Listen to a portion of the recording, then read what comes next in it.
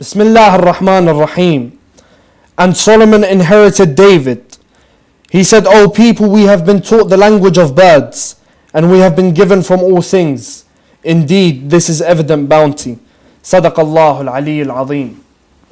Before I start the show, I'd like to send our deepest heartfelt condolences to the Imam of our time, Imam Sahib al-Asr wal-Zaman, on the martyrdom of Imam Amir al-Mu'mineen Ali ibn Abi Talib alayhi salam. May Allah grant us the visitation of the holy city of Najaf so that we can recite the ziyarah by his side. Last night we looked at the life of Prophet Dawood alayhi salam. And of course you can't examine the life of Prophet Dawood alayhi salam without examining his son's life, Prophet Sulaiman alayhi salam. If you haven't watched the episode that we did do on Prophet Dawood yesterday, then please do go back and watch that on our YouTube and Facebook. They will be uploaded there. But please continue following us on this Ramadan special by watching us on any IPTV, YouTube and Facebook, your iOS and Android devices by downloading the Imam Hussein TV app. As I mentioned, tonight we'll be looking at the life of Prophet Sulaiman alayhi salam, a prophet mentioned 17 times in the Quran. We'll be looking at the blessing that Allah bestowed upon him. I'm your host Minhal Khafaji, and the life of Prophet Sulaiman alayhi salam with Dr. Sayyid Ammar Naqshawani. Sayyidina, assalamu alaikum. Wa alaikum assalam wa rahmatullah. How are you doing today? Very well, thanks. Condolences Inshallah. to all the viewers on these holy nights. May Allah bless you and bless your families, and inshallah bless the families of our beloved ones who died in that car crash in California. May Allah give them patience in this period. And may their families remember Amir al-Mu'mineen and his intercession, inshallah. Ya Allah, inshallah.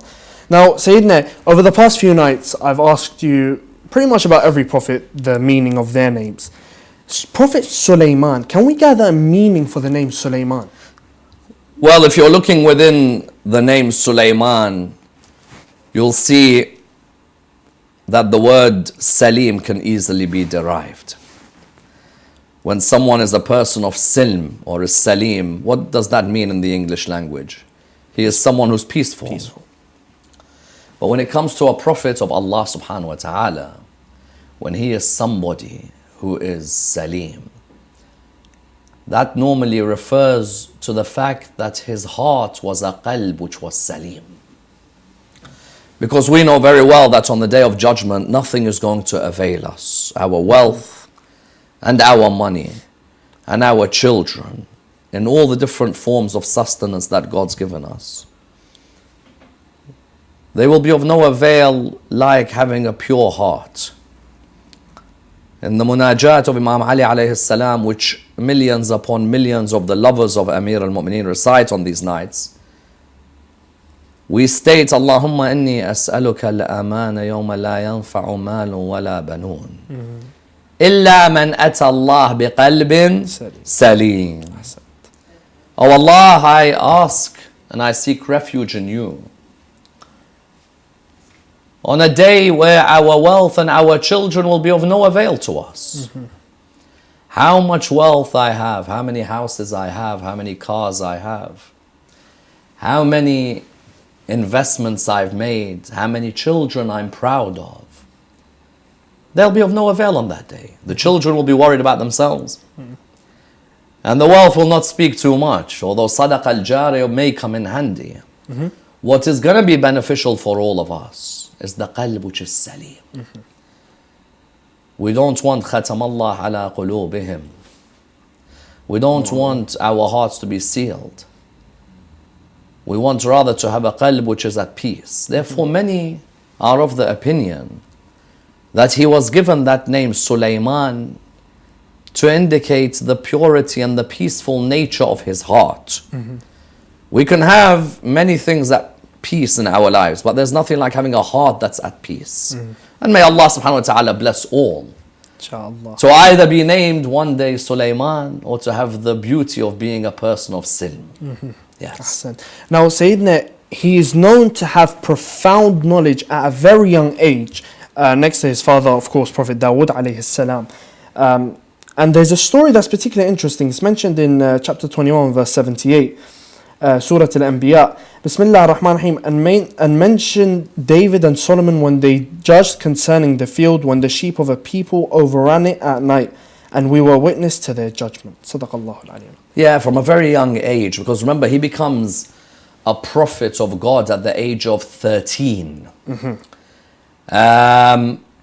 And his father wants those around him to be aware that this is my successor, that this is the person who Allah subhanahu wa ta'ala has chosen. His father cannot choose, nor can nubuwwah be inherited.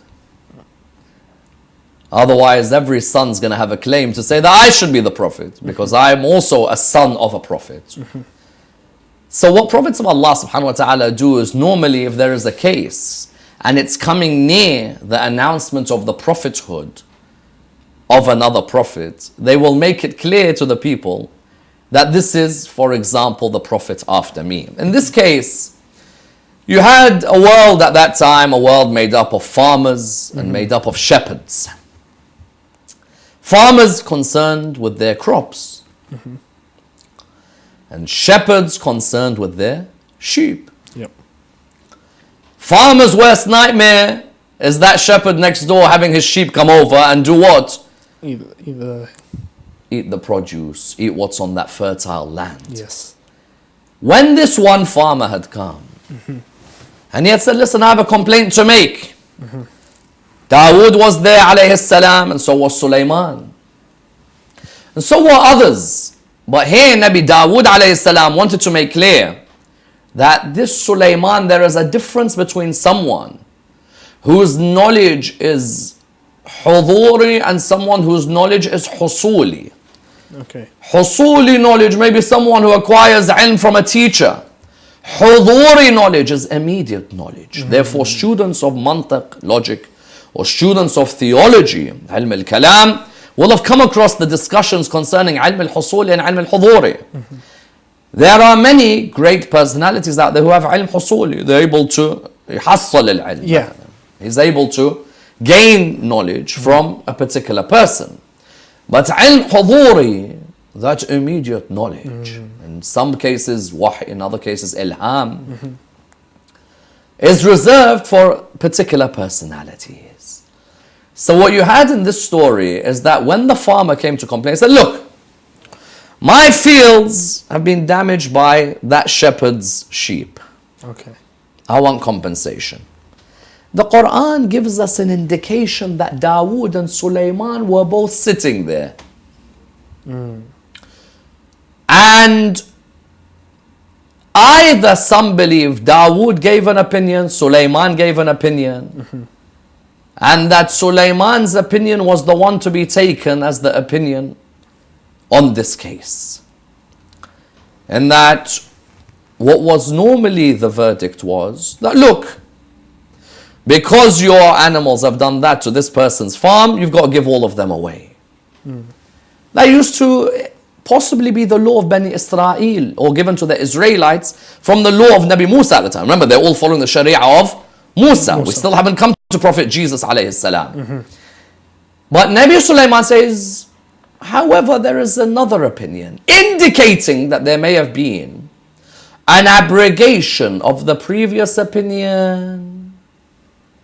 What we call in the world of Quranic sciences, an-nasikh wal-mansukh. The abrogated verses of the Quran. Some say there are over 20. Others say there's only one. You find, for example, Ayatollah al-Khoi, may Allah bless his soul, would say that the ayah in the Quran that was abrogated, the only one, which existed and then was abrogated, not to be used anymore. Yeah. was يا أيها الذين آمنوا إذا ناجيتم الرسول فقدموا بين يدي نجواكم صدقة. O you who believe, when you come and sit with the Prophet, peace be upon him and his family, pay a sadaqah. Of course, Arabs, when they hear they have to pay, no one's interested in learning. If now you put a lecture out there and there is a £10 ticket, you've got people hesitating. Yeah.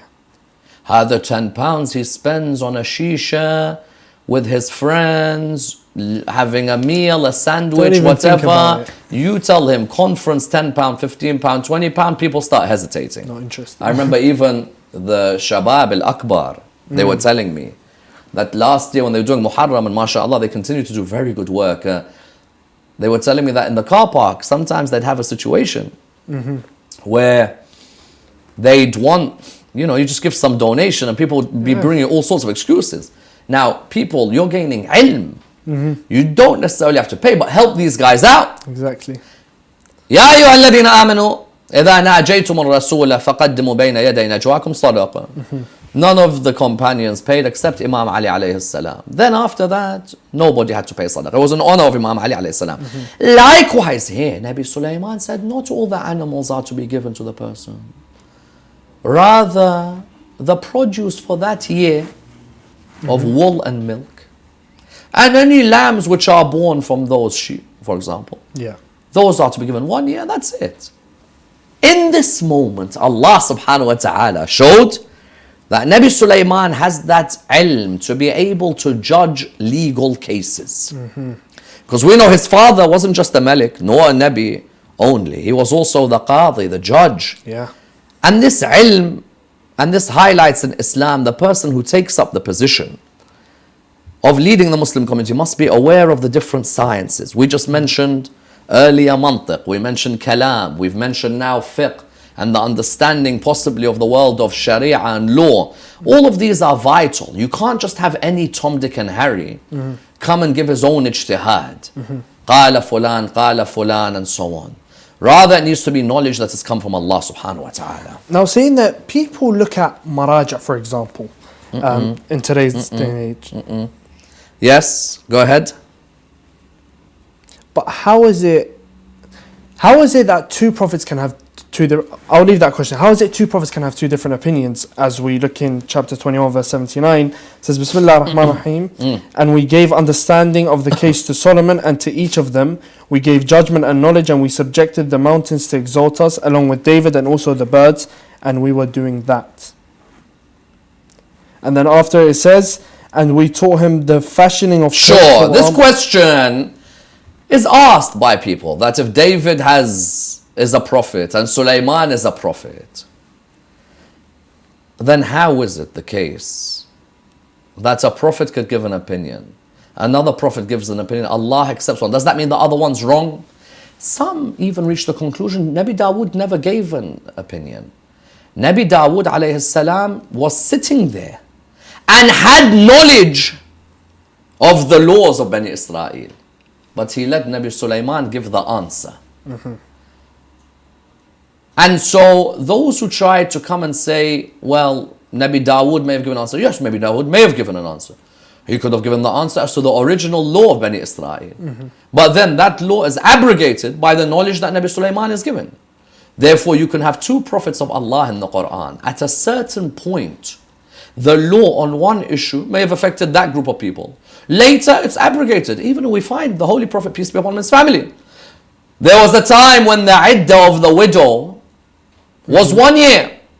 What's the iddah of the widow now in Islam? 3 months. 4 months and 10 days, Ahsan. 4 months and 10 days. 4 months and 10 days is the iddah of the widow. Iddah of the divorcee, 3 months, let's say. Iddah of the widow, 4 months and 10 days. Before that, it was 1 year. There was a group of people who lived by that. There may be certain punishments which Bani Israel used to met out, which Islam abrogated. So what we're saying is, therefore, prophets of Allah, one may give a verdict according to a certain time, another may give a verdict on a different time. Ahsan. Well, Sayyidina, I'll ask you that question now. Sure. People look at maraja today and, say, why do they have different opinions? For example, on fasting hours, like Ayatollah Shirazi, how do we explain this? And could this be called ijtihad? Firstly, in the case of Nabi Dawood, Nabi Sulaiman, it's not ijtihad. That knowledge is direct from Allah. In the case of our maraja, it's known as ijtihad. No marja actually will say this is Allah's law. They'll say this is my struggle through the literature and the framework we have to find what could be Allah's law. Ahsant. Therefore, if there is an opinion which Ayatollah, for example, al-Shirazi gives on fasting, Ayatollah al-Khoi, Ayatollah al-Sistani, may Allah lengthen all of their lives, you find that each one gives a different opinion as to, for example, verification, let's say, of the moon sighting, or the length of the hours of fasting. Ayatollah al-Shirazi, people say, look at these Shirazis. Interesting title. I prefer if people just say, well, just look at this group of Shia who do the taqleed of Ayatollah Shirazi. But anyway, inshallah, this ignorance and disease in our community one day will go. Because all these different groups are really people who are trying to get to the knowledge of the Prophet, peace be upon him, and his family. But we've now become groupies and fighting each other and having nonsense with each other. May Allah restore the unity. What you have therefore, Ayatollah Shirazi, his opinion, when people see some of his followers who are breaking their fast, let's say, at 7:30 in London. He looks at this issue and says, sometimes there are abnormalities which occur in Islamic law. For example, there are certain countries in the world today, let's say certain Scandinavian countries, where people are not even able to tell when it's Dhuhr, Asr, Maghrib, Isha, because complete darkness. You hardly get any light. And so those people may refer, and this is an abnormality in Salah, they may refer to the nearest country where they have a particular order. Likewise, when it comes to fasting, he says that the normal hours, what is perceived as normal hours of fasting, would be 17 and a half. Anything above this, we go in the same way we have abnormality in Salah, we may have abnormality in issues of fasting. That if somebody in the north of Sweden is fasting 21 and a half hours, it's abnormality. And you may have somebody fasting 3 hours, for example, 4 hours. And so in that case, you start your fast at Fajr of where you're living. Then you look at areas of normality, Mecca, for example, or parts of Iraq such as Najaf or Karbala. See how long they're fasting at the hours to the time of Fajr. And then you break your fast at that time. That is no issue. You know, having that opinion, that's his ijtihad. Like Ayatollah al-Khoi and Ayatollah Sistani have their ijtihad when it comes to moon sighting on the horizons. So this is something that is normal that can take place. Nobody caused a hoo-ha when they saw that Nabi Dawood may have given opinions on this issue in the past and Nabi Sulaiman's given a new opinion on this issue. No one caused a hoo-ha. Likewise today when I see people saying, but you know what, my marja says this, who's your marja, who do you taqleed of? For example, myself, I do taqleed of Ayatollah Sistani.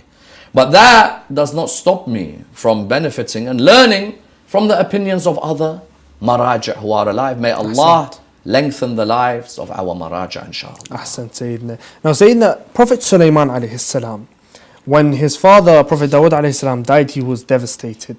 But how was the janazah? Janazah was one of the most amazing funerals you could ever have in the history of the prophets of Allah. Thousands turned up. Thousands. Where would you get a ruler as humble as Dawood alayhi salam? Where would you get a ruler as just as Dawood alayhi salam? Where would you get a ruler as soft-hearted as Nabi Dawood alayhi salam? It's an amazing sight when we leave this world and there are people who remember our good deeds. May Allah bless us all with a death where our sadaqah jariyah is there as our smiles, is our knowledge, is our helpfulness. And that's what Nabi Dawood received. Nabi Sulaiman was devastated. But when you see thousands of people at your father's funeral who all loved him, it was an amazing sight. I think only 2 leaders will come to my mind when you ask that question, Rasulullah and Imam Ali alayhi salam. Ahsantum.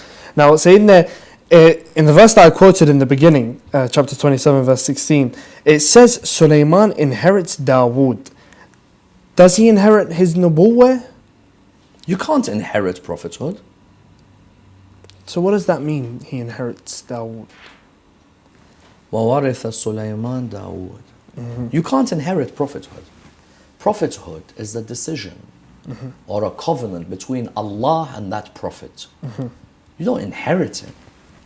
Qabil could have said, I should inherit Nubuwwah from Adam. True? True. Nuh's son should have said, I can inherit Nubuwwah. True. وَوَرِثَ سُلَيْمَانَ Dawood is a proof that prophets are inherited in terms of their wealth. Someone says, but there's a hadith that says we the prophets don't leave behind inheritance or wealth. Wait, hadith overrides Quran? Sorry, I'm baffled here.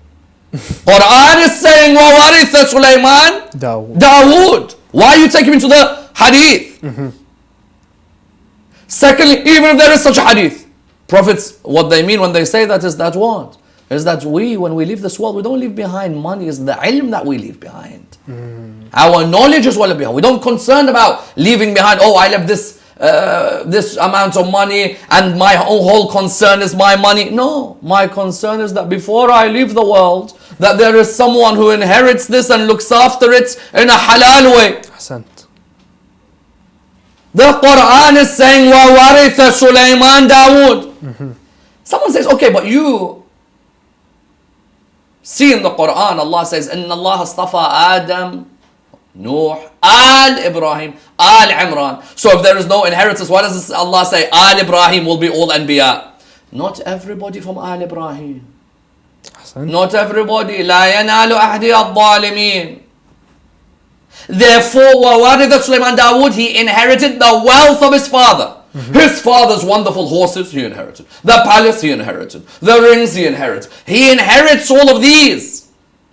Prophets, Quran, for goodness sake, says, كتب عليكم إذا حضر أحدكم الموت إن ترك خيرا الوصية للوالدين والأقربين.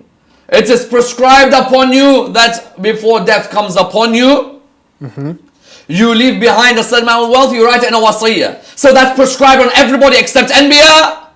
Anbiya have not got any wealth. So what, Nabi Dawood was that wealthy? What happened to his wealth? They said, oh, Anbiya just leave it as sadaqah. Nonsense. Anbiya, alayhi salam, what do we find with them? That they leave behind wealth inherited by their family members. Son can inherit. Daughter can inherit. Unless you have a jahili belief. And that's why when Nabi Zakaria, later we will come to him. يَرِثُنِي وَيَرِثُ مِنْ آلِ يَعْقُوبِ. He wants a son who will inherit from him and from the family of Yaqub. Therefore the Quran given us enough ayahs. Now, does Fatima al-Zahra alayha salam use that for Fadak? When that's Absolutely right. أحسن من هذا. In Fatima al-Zahra's famous khutbah, al-Fadakiyya, she uses this when the first Khalifa says that the prophets don't leave behind inheritance. Who's got more knowledge? Fatima al-Zahra alayhi salam has more knowledge than any Khalifa of Islam. Let's make this clear. Fatima is a part of me. Fatima on the day of Mubahala represented Islam. Fatima is the greatest of the women that's ever walked on the face of this earth, alongside Asiya and Maryam and Khadija. Yep. You're coming with a hadith. Let's use Quran. وَوَرِثَ سُلَيْمَانَ داود. هب لي من لدنك وليا يرثني ويرث من آل يعقوب. كتب عليكم إذا حضر أحدكم الموت إن ترك خيرا. الخير is money. Yep. الوصية للوالدين والأقربين. They're telling her that Fadak has to be confiscated because prophets don't leave behind. So Sulaiman did not inherit Dawood. Now somebody comes today and says, but there's a hadith. Who knows more, you or Fatima al-Zahra? Fatima al-Zahra. Honestly, let's ask this question. You who come today and say, but there's a hadith, prophets, who knows more, you or Fatima? Fatima. Fatima al-Zahra alayhi salam has more knowledge than all of these put together. And until today. Therefore, when Fatima al-Zahra alayhi salam says that Fadak was given to me by my father from the time of Khaybar, 4 years before, Yeah. when the Jews of Fadak gave away their land after the battle of Khaybar. وَآتِ ذَا الْقُرْبَى حَقَّهُ, as the Quran says. وَآتِ ذَا الْقُرْبَى حَقَّهُ. Allah subhanahu wa ta'ala, the Holy Prophet had the permission, he gave Fadak to Fatima. Now you're coming and saying prophets don't leave behind inheritance. And that's why the hadith is clear. Fatima died angry with so and so. She made it clear. Yeah. Now, Sayyidina, I'm just going to read a few verses from the Quran. It says, in chapter 38, verse 30 to 34, it says, Bismillah ar-Rahman ar-Rahim, and to David we gave Solomon, an excellent servant. Indeed, he was one repeatedly turning back to Allah. Yes. Then mention when there were exhibited before him in the afternoon that poised standing racehorses. And he said, indeed, I gave preference to the love of good things over the remembrance of my Lord until the sun disappeared into the curtain of the darkness. He said, return them to me, and set about striking their legs and necks. And we certainly tried Solomon and placed on his throne a body, then he returned. Horses, dead bodies. Prophethood doesn't seem that easy. You're absolutely right, Minhal. And those 4 verses, Surah 38 of the Quran, verse 30 to 34, I found them the hardest verses in this whole series on prophets to explain. I still haven't come to a conclusion. I must be frank with you. You know, you ask me questions, and what's clear is that he has this great kingdom. What's clear is that he has these ajyad, you know, al-jawad, a horse, ajyad, he's got these wonderful horses. And something's taken place where it seems that he's seeing all of the rows of the horses in front of him. And he's felt that looking at the order of his kingdom and these horses has diverted him at that moment from the remembrance of his Lord. But he still feels there's an importance to doing this. Now someone will say, how could something divert you away from the remembrance of Allah? Well, if you have, for example, to pray Salat al-Layl, something keeps you away from Salat al-Layl, doesn't mean you've done anything haram. صح. Maybe there was something at that moment more important than Salat al-Layl. Salat al-Layl at the end of the day is the remembrance of Allah. Or maybe something of the nawafil, let's say, where he says that looking at those horses. Now, you know the problem with tafsir of these 4 ayahs in Surah Sad. And for the viewers out there, I would love if you could read those 4 ayahs. Try your hardest to delve more and see what's the meaning behind them. There's many Israeliyat hadith. Even the translations are problematic. You just said that he killed those horses. We don't believe he killed those horses. Even if we have those traditions, they could have been said under taqiyya. We don't believe that he killed those horses. He strokes those horses. Those horses were part of his kingdom. But what's clear is that something had to be attended to in his kingdom, and looking at his horses and what was taking place with the order of that government was more important at that moment than possibly the recital of a certain prayer. Okay. But still, he still wants to tell his Lord that, look, my Lord, I'm still close to you. And then all of a sudden he sees a dead body on his throne. There's 2 words for throne in the Quran, kursi and arsh. One is a throne with small legs. The other is a throne with big legs. Okay? Unless, of course, it's used with Allah subhanahu wa ta'ala, then it's metaphorical. So what you have is that he sees a dead body. Whose dead body? Quran doesn't say whose dead body. What did the Quran say in verse 34? It says, and we certainly tried Solomon and placed on his throne a body. We placed on his throne a body. Whose body? Some say it was his son. His son died. From that moment when he saw his son died, that's when he said, Ya Allah, give me a kingdom, please, which nobody else will have. If you're going to take away my son, see my son's dead body there. And Allah gave him the greatest of kingdoms. But once again, those 4 verses have always tested my limits, honestly, and I put my hands up and say, the verses about the horses and the verses about that Jasad on the throne, there's some And that's why, inshallah, Imam al-Hujjah will tell us all one day. Inshallah, inshallah. Ahsan Sayyidina. Thank you very much for that first half on the beautiful life of Prophet Sulaiman alayhi salam.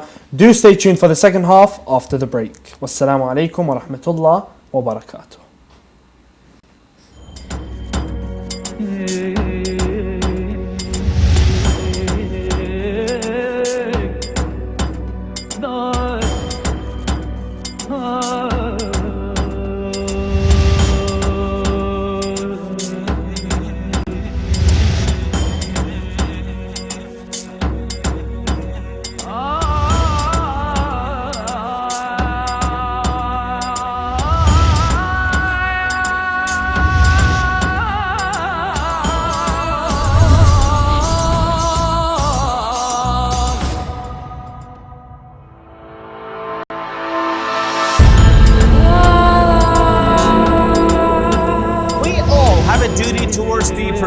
And the propagation of the message of Imam Hussein alayhi salam. Indeed, one of the best ways to work towards the reappearance of Imam al-Mahdi ajjalallahu ta'ala farajul sharif is through promoting the values of Karbala. Imam Hussein Media Group is the only Shia television network that broadcasts globally in 5 different languages: Arabic, Farsi, Turkish, Urdu, and English. We are appealing to the lovers of Imam Hussein alayhi salam worldwide to support the channel such that it may continue its global operations. Imam Hussein Media Group is seeking 1,000 partners to pledge to a £14 contribution per month. This will allow the channel to sustain its operating costs as we continue to spread the message of Imam Hussein alayhi salam in multiple languages across the globe. You be a part of this great legacy and donate today.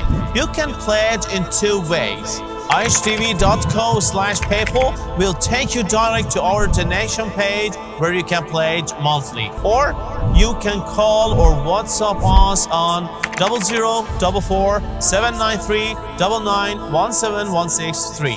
Imam Hussein TV, your gateway to Karbala.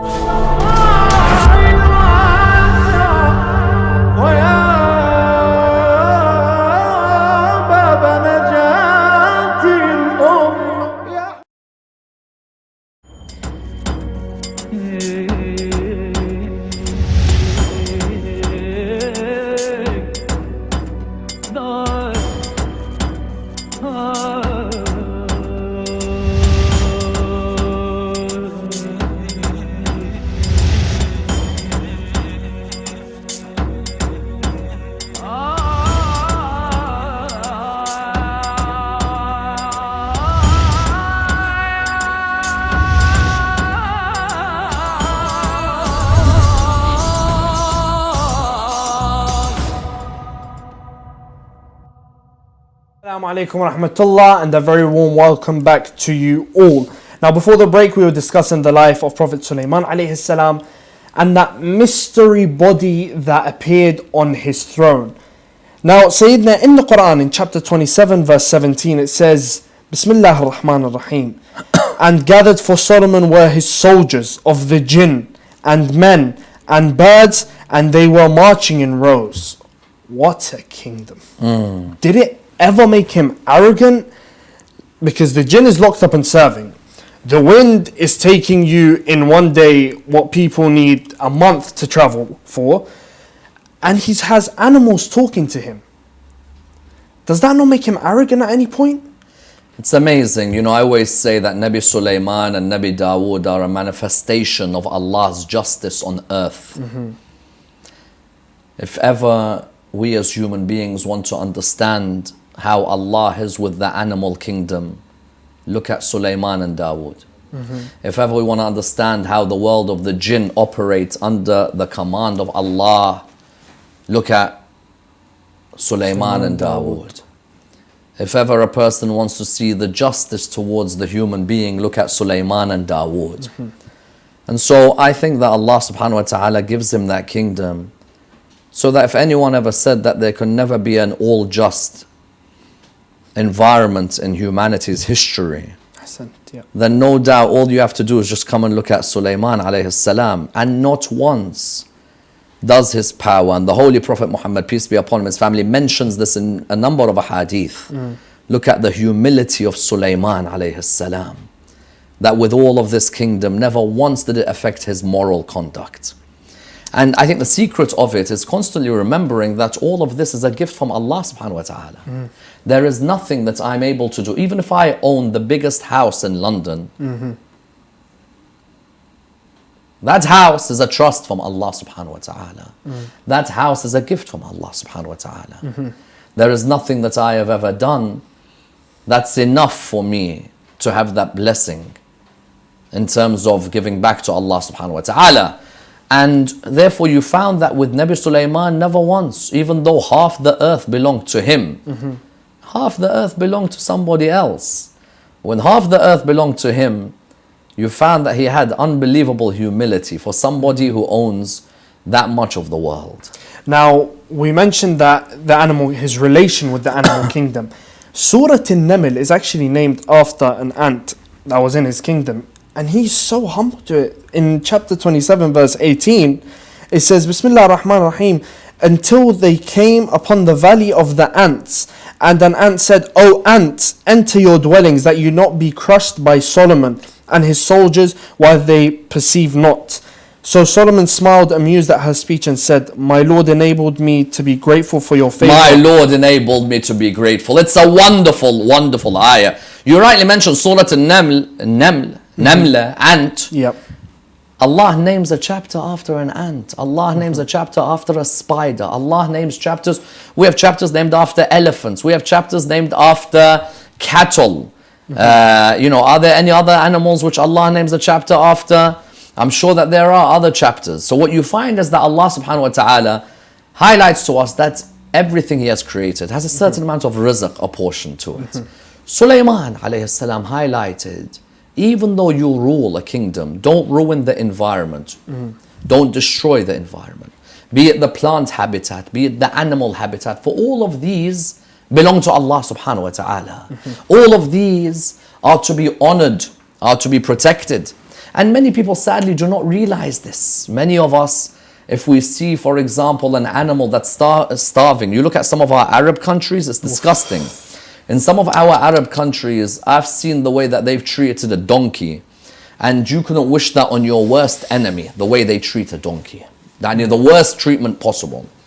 Or the way they treat dogs. Yeah. There's like dogs out there who are anorexic, Nobody is even willing to feed them. And that's why there are certain non-Muslim countries which are more godly in their behavior of the animal kingdom. And a true just leader will always stress to the people, look after the dogs, look after the cats, look after the wildlife. Don't ruin what Allah has blessed us with. And the interaction therefore with the ants is that interaction where the ants are thinking, any normal ruler will just trample all over us. Sulaiman alayhi salam has the ability to talk to the animal kingdom. And he talks to the ant and he's like, I would never do this. I'm a prophet of Allah subhanahu wa ta'ala. My duty is to establish justice, not just with the humans. Those jinn who are troublemakers, we're going to make sure that the troublemakers amongst them are locked up. And the ones I need to be my servants, I'm going to make them go into the sea and get me whatever I want. So the jinn were quiet, they weren't messing about. And with the animal kingdom as well. And there's this lovely interaction where he's holding the ant and he's telling the ant about the importance of justice. And then he asks the ant, who's greater, me or you? And the ant replies, I'm greater at this moment. And so Nabi Sulaiman says, how? She said, I'm standing in the hand of a prophet while you're standing in the ground. It's a beautiful line, Beautiful. And this brings smiles to Nabi Sulaiman alayhi salam. The ant is made a humorous comment. That is that I'm on the hand of a prophet, whereas you're just on the ground. I'm greater now. Subhanallah. And so that interaction with the animal kingdom, I think, was a lesson to all of us. That religion isn't just about caring for other humans, but that religion involves caring about the rights of animals. When I see the RSPCA and I see other organizations in the world who look after, there's pandas and polar bears Yeah. and lions and tigers and endangered species. Those people deserve a lot of reward, and that's part of the ethos of the Quran. Now, Sayyidina, coming to one of my favorite stories, the story of Prophet Sulaiman with the Queen of Sheba, Yes. Queen Sheba, and her people, of course. It's an amazing story. Could you shed some light on it? That's the most beautiful story, no doubt. Sheba, Balqis, Bilqis. phenomenal lady, absolutely phenomenal. There are certain ladies mentioned in the Quran, like Maryam, like Balqis, like Asiya. So many beautiful lessons from them. She owns half the world, he owns the other. They've never met each other. Subhanallah. Normally, the people who are owning everything know of each other. Warren Buffett knows of Bill Gates. Bill Gates knows of Warren Buffett. She doesn't know him. And he doesn't know her. He's marching back he's gone to Hajj. And he's coming from Mecca. And all of a sudden, he looks around. He's like, wait, I'm looking at the order of the birds in the sky. Remember, the birds could talk to him. Yeah. Where's the hudhud? Where's the hoopoe bird? So he's looking for the hoopoe bird. Sends the falcon and the eagle. Find the hoopoe. They see the hoopoe bird. They're like, listen, you're in trouble. Because there's an order to this government. And we can't just let people slack. Another lesson in government. Yes. Don't put people in positions who are slacking or are rubbish at what they're doing. Simply because they're your best friend or your family, you're putting him in that position. Yeah. You know, when a sports minister of a country can't walk, there's a problem. And when the health minister of a country can't spell, there's a problem. And when the economics minister of a country is not finished high school, there's a problem. Yep. And there's this metaphor that's given that here's this bird which has duties. Allah subhanahu wa ta'ala khalaqa as-samawat wal ard. Angels have a role. The animal kingdom has a role. The humans have a role. The jinn have a role. The plants have a role. If one of these is in disorder, there's a mess. Ahsant. Where have you been, hoopoe bird? I've seen a kingdom as great as Sulaiman's. Everyone's baffled. What? Where? Some mention Yemen and so on. May Allah bless the people of Yemen in these difficult, dark days that they faced. Inshallah, ya Allah. There's a lady there. She rules her people with justice. An example of how a lady can lead according to this story where Allah doesn't say don't put the lady in power, don't put the lady in authority. Sulaiman says there's somebody with half that power. How? Send to her a letter telling her that what you're worshipping is something unjust for your people. They weren't worshipping God in the way God should be worshipped. Whether they're worshipping the sun or people are worshipping, they're not worshipping God in the way it should be worshipped. When she receives this, the letter begins Bismillah ar-Rahman ar-Rahim. How many times is Bismillah ar-Rahman ar-Rahim in the Quran? 113. At the beginning of each surah, except which one? Tawbah. Tawbah, yes. The 114th mention is in Surah An-Naml, in the letter to Sheba. So there's 114 chapters in the Quran. 113 begin in the name of Allah, the most beneficent, the most merciful. Only one dozen, Surah At-Tawbah, Surah Bara'ah. Then where is it mentioned? In Surah An-Naml. إِنَّهُ مِن سُلَيْمَانَ وَإِنَّهُ بِسْمِ اللَّهِ الرَّحْمَنِ الرَّحِيمِ. Inviting her towards the path of God. She said it's an honorable letter. Send him some gifts. Why? If he's a true prophet of God, he's not going to be affected by gifts. Yeah.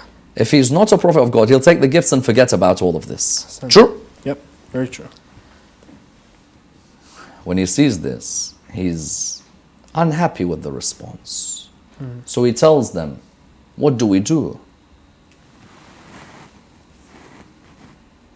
invites her towards them, otherwise he's going to go towards her. But at that moment he's sitting. Nabi Sulaiman has the jinn serving him. Yes. He has humans serving him. The wind can take him somewhere where you need to travel a month, it takes him there in a day. He says, who can bring me her throne right now? Right now, I want her throne. Baba, where is she? She's on the other side of the world. Yeah. Minhal, I say to you at this moment, Minhal, I forgot my laptop in Sydney, Australia. I want it now. Say, Sayyidina, FedEx. Sayyidina, UPS. Sayyidina, Courier. Sayyidina. No, Minhal, I want my laptop now. One of the jinn, in the court of Sulaiman, said, I'll bring it to you before you get up. He used to go to work in the mornings, Nabi Sulaiman. Didn't used to slack off just because he's the leader. If I have to go to work, I have to go to work. This is justice. Yes. One of the jinn said, I'll bring it to you before you get up. Meaning, if you go to work at 9, you go back home at midday, I'll bring it to you before then. 3 hours. That's brilliant timing. Very good. Someone who had some knowledge of the book. He said, I'll bring it to you before you blink. There it was in front of him.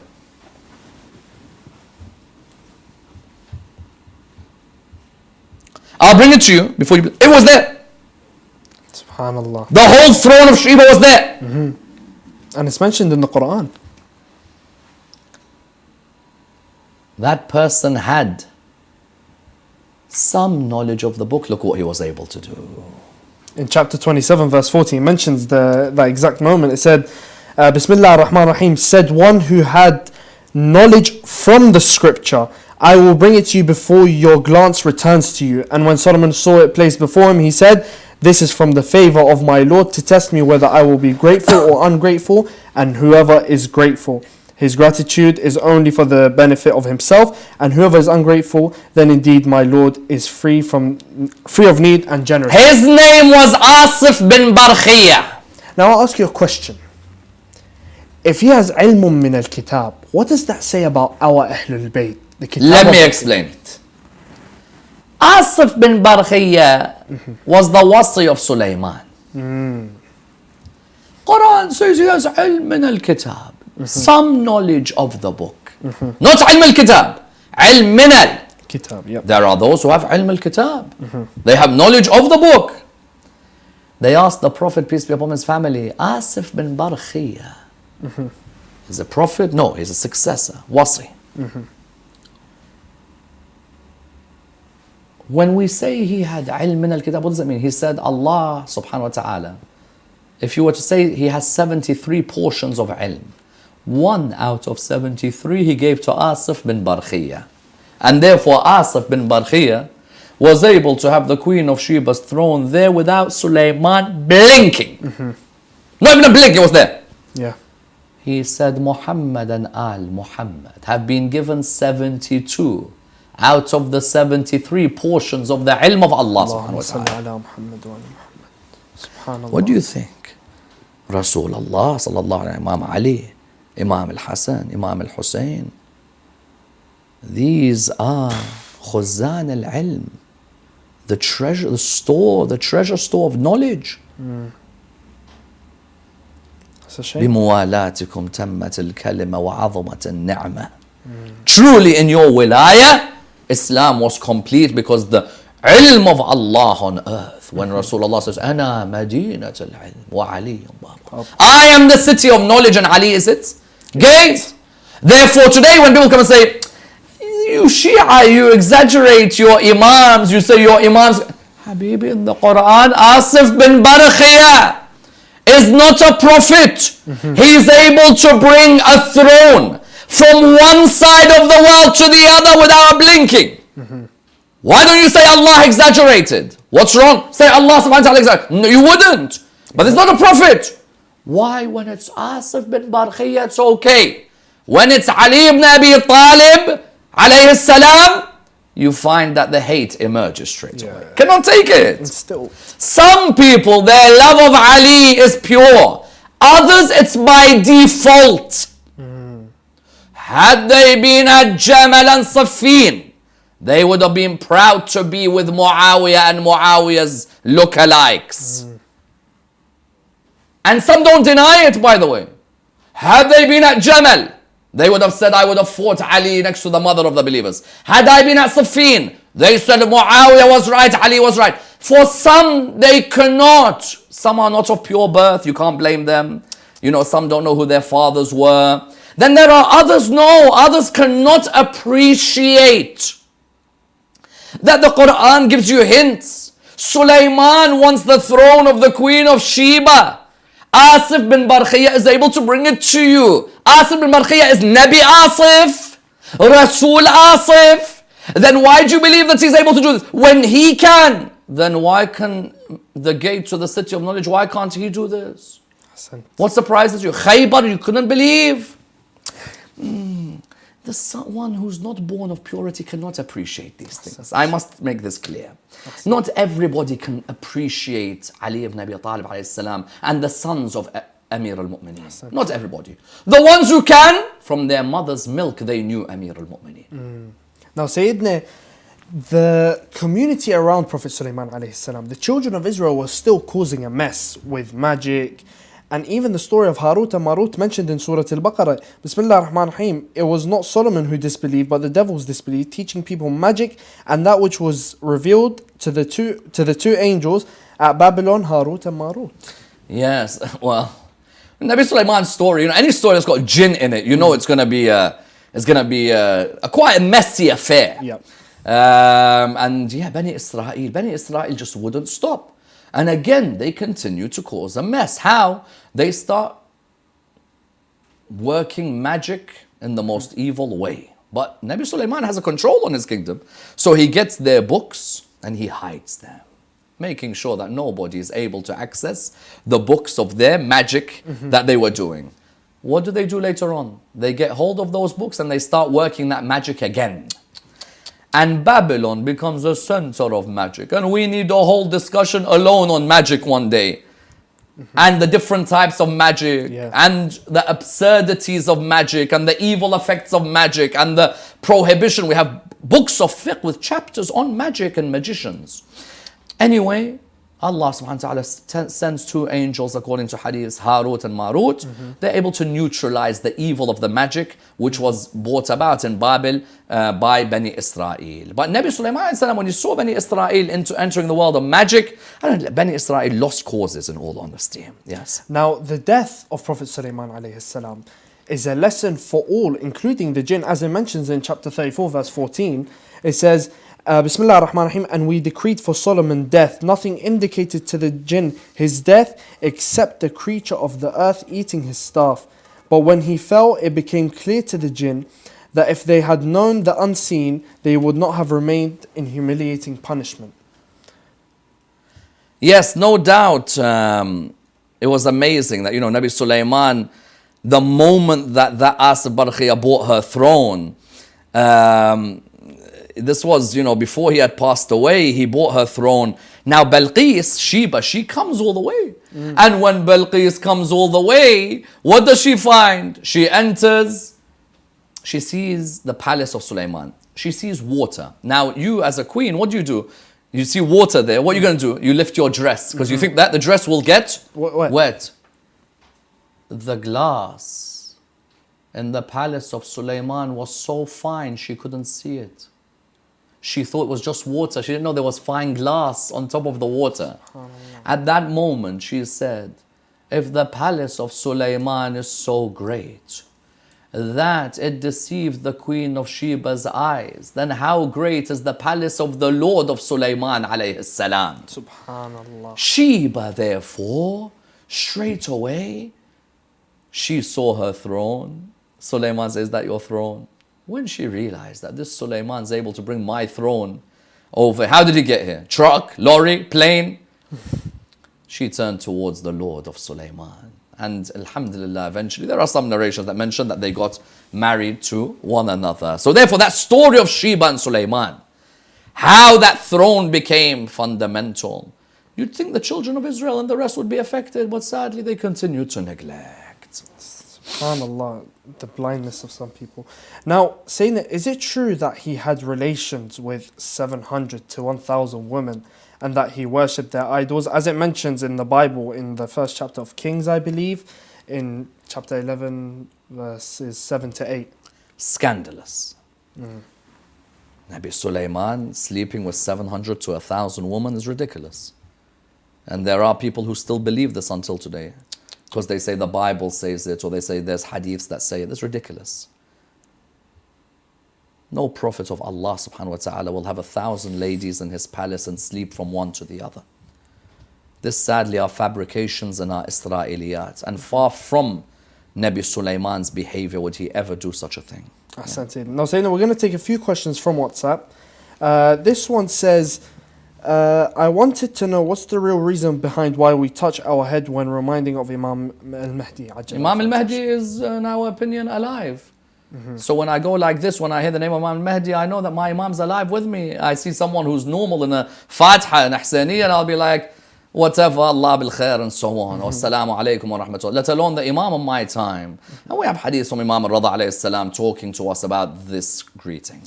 Sayyidina, this question says, Salams, and I'd like to have one matter clarified by Dr. Sayyid Ammar. He mentions that mujtahids can have different opinions at a single point in time, but this may seem contradictory to the Muslims, who feels that a single community of Shia people have two different moon sites or any material legislative differences. How do we explain that these differences are strength and this can actually be in our favor? It's very normal. Law by its nature is open to interpretation. And number two, you go to any field, you can have two doctors who are specialists and they could give you two different opinions about heart surgery. It's very normal. These are all fallibles. Now, Sayyidina, the death of Prophet Sulaiman alayhi salam, what effect did that have on the jinn? What was the lesson? Well, the jinn were claiming slowly that they had knowledge of the unseen. Sulaiman was looking at his kingdom and he's standing there. The angel of death took his soul, but he stayed in that same position. Everybody was still thinking Sulaiman was alive. Jinn were going around saying, we have knowledge of the unseen. We're able to tell you what's happening. They didn't even know that he had died. This was a lesson for the jinn. Be humble. And subhanallah, Nabi Sulaiman eventually, when he moved forward and died, people realized that how fickle our knowledge is. He had died for a few days without any of us knowing. And we claim that we know everything. Ahsan Sayyidina, thank you very much for your time tonight. God bless. And that beautiful story of the life of Prophet Sulaiman alayhi salam, one of my favorite stories. Inshallah, stay tuned for tomorrow's episode on the life of Prophet Yunus alayhi salam. Wassalamu alaikum wa rahmatullah wa barakatuh.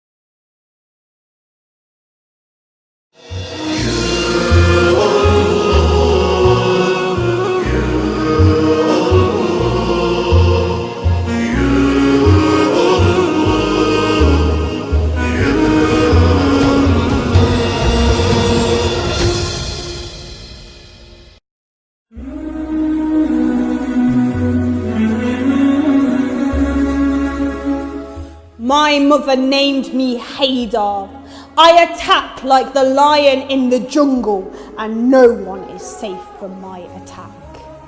The holy month of Ramadan is truly the month of our master Amir al-Mu'mineen Ali ibn Abi Talib alayhi salam. So let us together look at his phenomenal sermons and see what wisdom we can derive from them. Join me, Zainab Amy, for lessons from Imam Ali, only on Imam Hussein TV this Ramadan.